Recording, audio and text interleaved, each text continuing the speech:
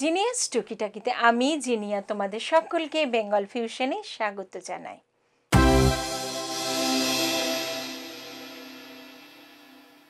ছোট্ট সমস্যার ছোট্ট সমাধান। আজকে আমার বিষয় হলো টমেটো এমনই একটা জিনিস যেটা প্রত্যেক রান্নায় না দিলে সেই রান্নার যেন স্বাদই বাড়ে না। সেই টমেটো যদি তুমি ঘরে প্রচুর পরিমাণে কিনে রাখো বা যখন দাম কম আছে তখন কিনে রেখেছো, সেইটা যাতে নষ্ট না হয়ে যায়, অনেক দিন ধরে সংরক্ষণ করবে কি করে, তার সহজ দুটো পদ্ধতি আমি তোমাদেরকে শোনাবো।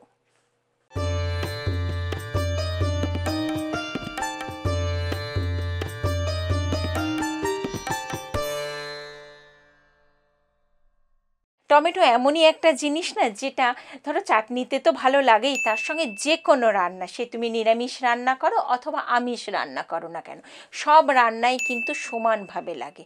আর এই টমেটোর দাম কীরকম যেন লাফিয়ে লাফিয়ে বাড়ে, কখনো কমে যায় আবার কখনো এত দাম বেড়ে যায়।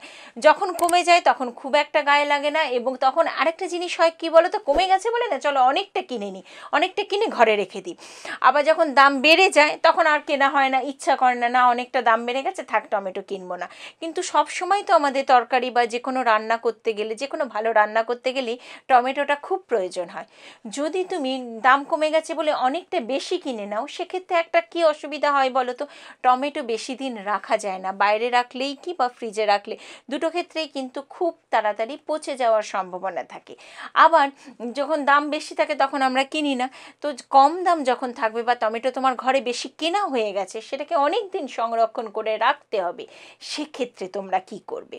প্রথমত যেটা করবে, টমেটোটাকে ভালো করে ধুয়ে নেবে, ধুয়ে নিয়ে শুকনো করে মুছে নেবে। আগে জল ঝরিয়ে নিলে, এবার প্রত্যেকটা টমেটো আলাদা আলাদা করে শুকনো করে মুছে নিলে, তারপরে বোটার দিকের মুখের দিকটা কেটে দিলে, কেটে ঠিক ওপর থেকে ক্রস করে কেটে দেবে, মানে ওপর যে দিকটা দিয়ে কাটলে তার ওপর দিকটাকে ক্রস করে কেটে, পুরোটা কাটবে না, কিছুটা ক্রস করে দেবে, মানে ঠিক প্লাস চিহ্নের মতো করে দেবে। তারপরে সব টমেটো ওইভাবে করে দিলে, এবারে জিপলক ব্যাগের মধ্যে ভরে দিয়ে পরপর সাজিয়ে, একসঙ্গে এরকমভাবে ভরবে না, ঠিক পরপর সাজিয়ে ভরবে এবং যতটা পারবে চেপে চেপে তার ভিতরে এয়ারটাকে বের করে দেবে। একদম এয়ারটাকে বের করে দেওয়ার পর তারপর জিপটাকে লাগিয়ে দেবে। এবারে তুমি সেটাকে ডিপ ফ্রিজে রেখে দিতে পারো।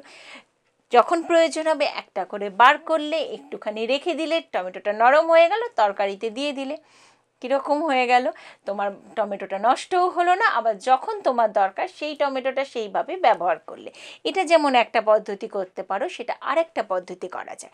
প্রথমত টমেটোটাকে গরম জলে একটু ফুটিয়ে নিলে, গোটা টমেটোটাকে ফুটিয়ে নিলে, তারপর টমেটোর যে খোসাটাকে সেটাকে ছাড়িয়ে নিলে, খুব আলতো করে খোসাটাকে ছাড়িয়ে দিলে, এইবার একটা জায়গার মধ্যে বা একটা শিশির মধ্যে, কাঁচের শিশিতে রাখলে সব থেকে ভালো, কাঁচের শিশির মধ্যে গোটা গোটা টমেটোগুলোকে রেখে তার মধ্যে একটু লবণ দিয়ে ঠান্ডা অবস্থায় করে ফ্রিজের মধ্যে ঢুকিয়ে রেখে দিলে, যেরকম যেরকম প্রয়োজন সেই বুঝে তুমি টমেটোটাকে বার করলে।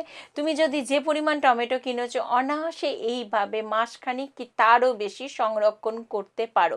যখন টমেটোর দামটা খুব বেশি হবে বা যখন কম হবে, মনে হবে কিনে ফেলেছি নষ্ট হয়ে যাবে, তার আগে এই পদ্ধতিতে সংরক্ষণ করে রাখতে পারো, তোমার ঘরের টমেটো কিন্তু আর একটুও নষ্ট হবে না।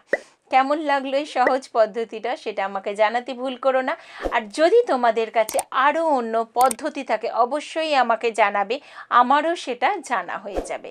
ভালো থেকো বন্ধুরা, নমস্কার।